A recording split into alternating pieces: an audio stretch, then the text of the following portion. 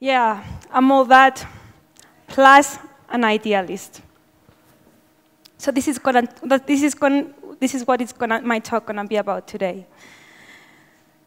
Okay, what if we all get our chance of changing the world?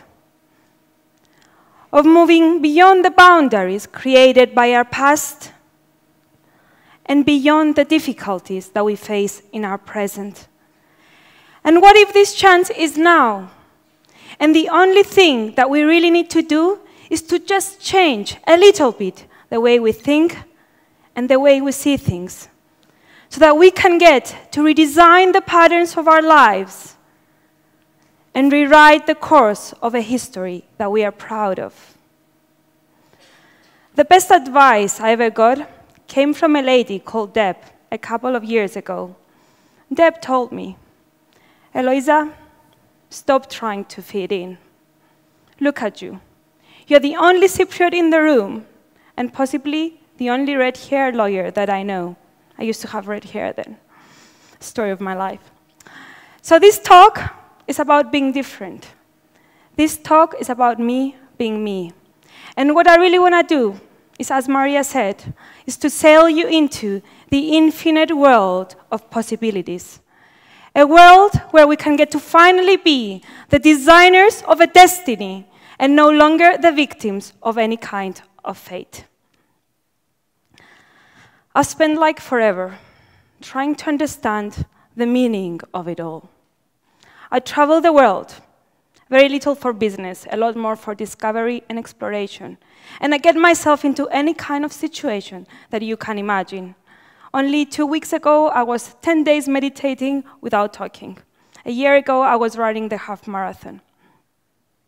And in that journey, I got to realize a couple of things about myself, thank God, and a couple of things about us people, which I wish to share with you today. I'm not expecting you to agree or like. What I'm really hoping is for you to find something, even tiny within those, that helps you see things a little bit differently. So that if you're not doing it already, to find the strength to take the matter of life into your own hands and to really believe in your ability to turn those lives into whatever you want them to be, no matter what people tell you and no matter what your current circumstances might be. When we're kids, we dream. We dream of what we want to be when we grow up. We make up stories, we dress up in princess costumes and Batman suits, and we imagine saving the world. We go around old castles looking for that secret tunnel, that hidden treasure, or the door that leads to the magical world of Narnia. And then we grow up, and we are faced with reality. And all the poetry and magic in life goes out of the window. Our dreams suddenly become our dream car, our dream house, our dream bank account. Seriously, don't hate me, but these are no dreams. This creative and effortless use of our imagination is gone.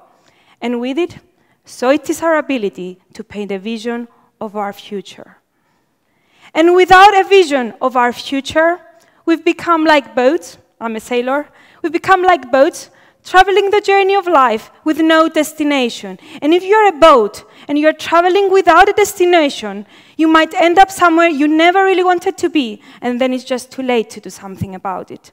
Or worse, you might quit midways when the storms hit in and the pirates jump in. And this is the same with our lives. as it is with our businesses, as it is with running our countries. Without a vision, we run the danger of leading a life based on someone else's reality and forgetting to stop and ask ourselves, what am I all about? And this is exactly where we have surrendered our life to fate instead of destiny. Think about it. Was it ever really your conscious choice to work 9 to 5? Or was it ever really your conscious choice to work Mondays to Fridays? Why don't we work Mondays, Wednesdays, and Saturdays? And why should we retire at 65 and not at 35 and spend the rest 60 years of our lives living the lives of our dreams?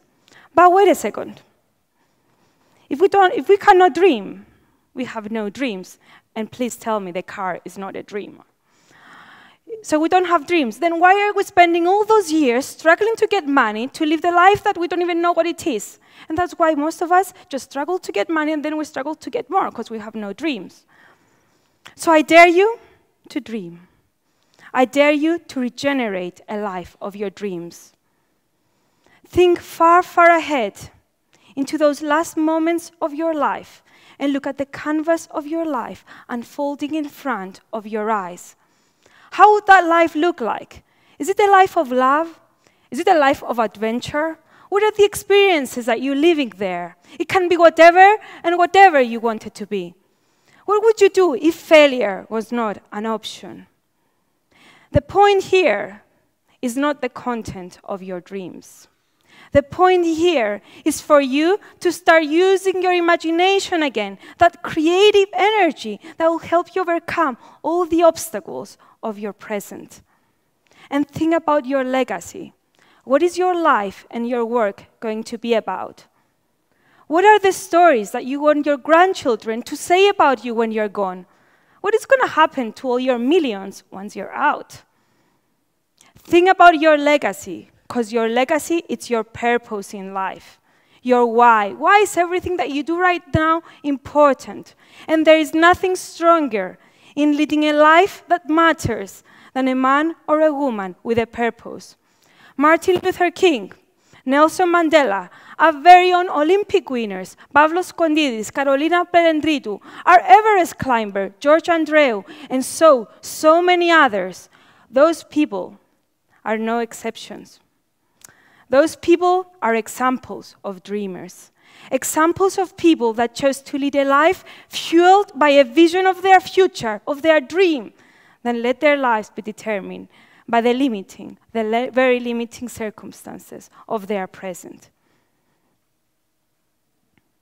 So hopefully you have established a destination. That was a purpose.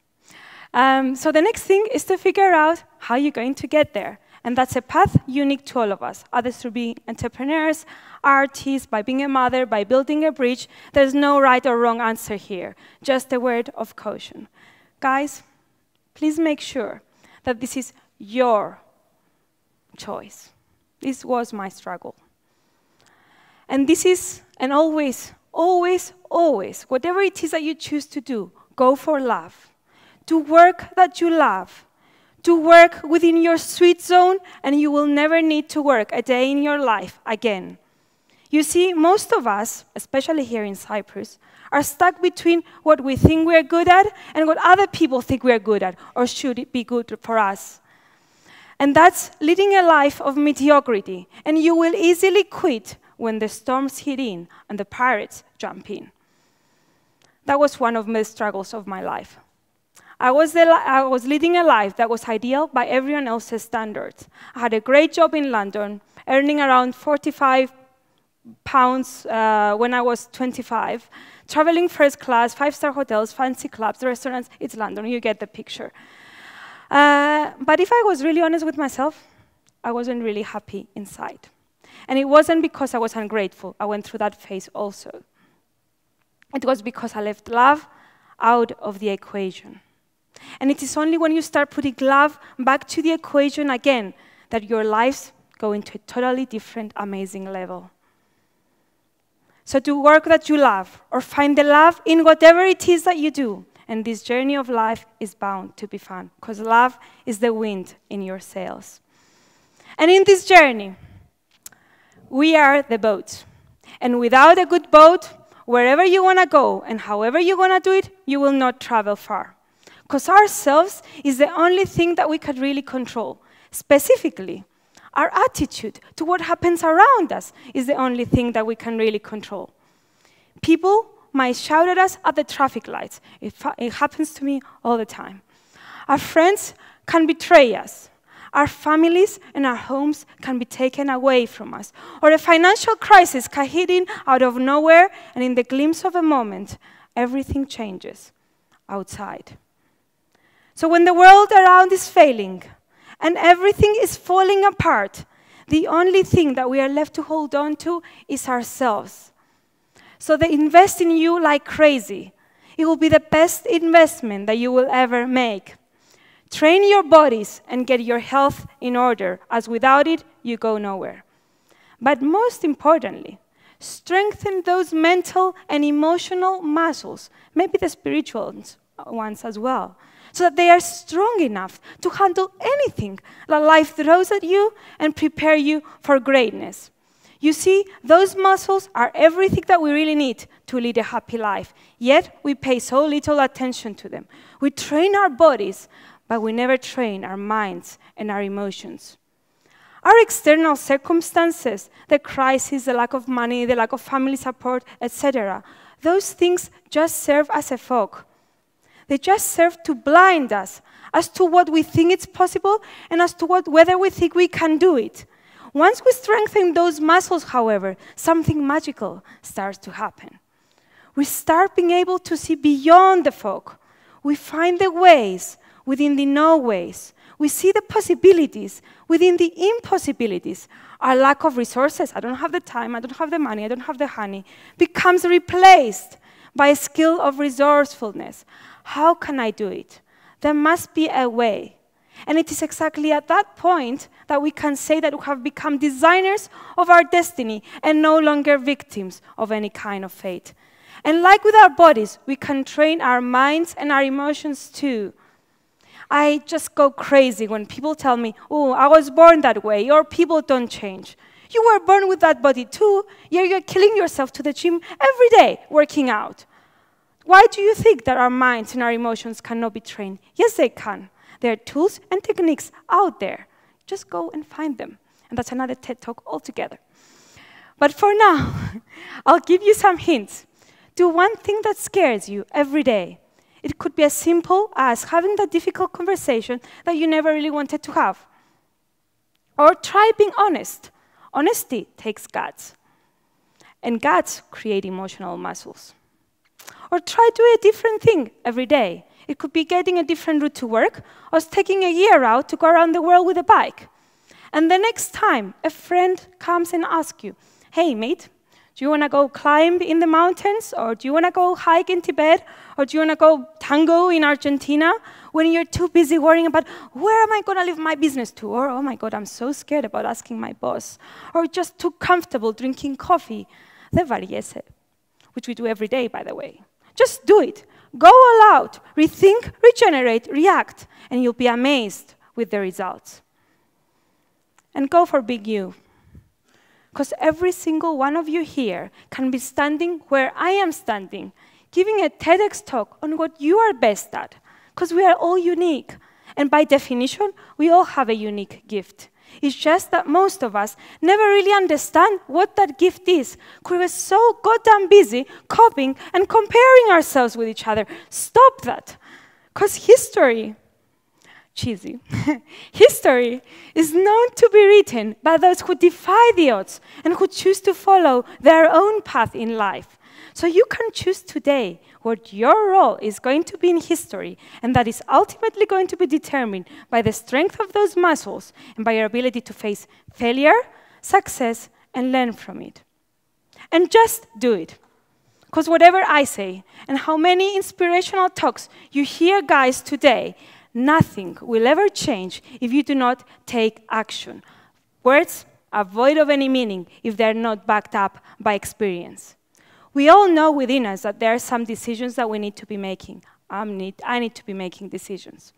And if not, there is going to come a point in your lives where you will need to put everything on the line and say, fuck it. I need to go for this, and you should go for it.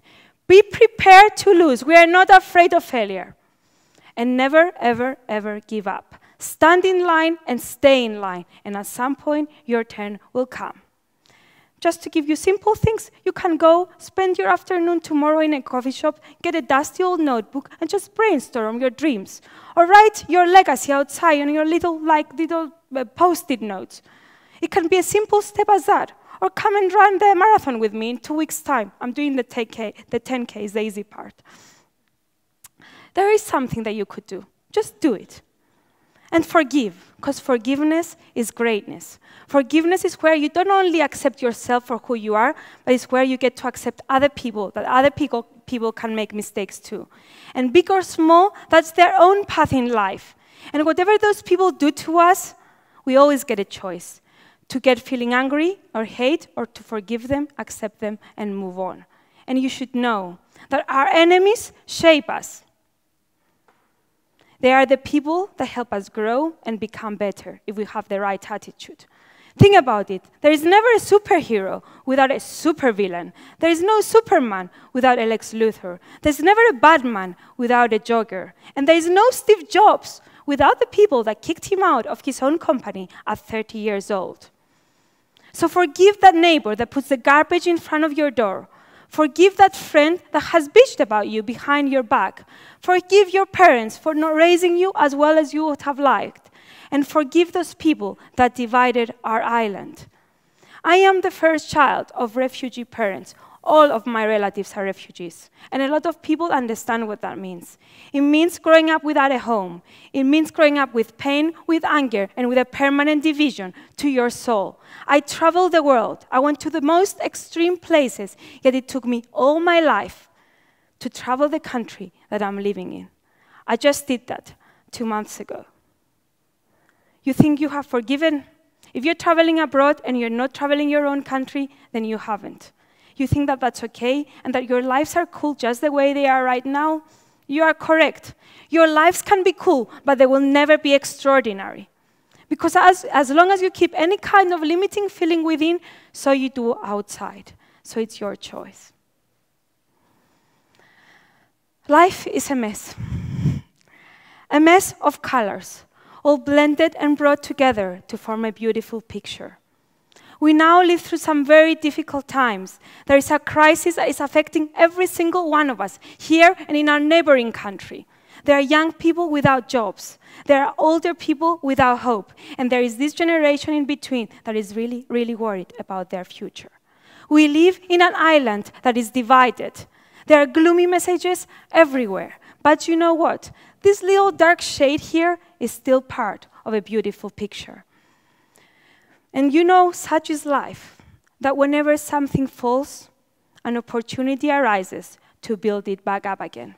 So in this crisis, as with every other crisis that we might face in our lives, we get a chance and we get a choice. We get a chance to write a history that we are really proud of, and we get a choice to be the victims or to be whatever else we decide to be. Because it doesn't matter how many governments or presidents we change if we cannot realize the power that we have to change our lives. And this is the hardest things of all, you see. So choose to dream, choose to love, choose the right attitude, choose to forgive, and choose to believe that whatever your current circumstances might be, you can still build your life and your work to write their own piece in history. And everything else fails, it doesn't really matter where you end up, but rather who you have become in the process. Thank you.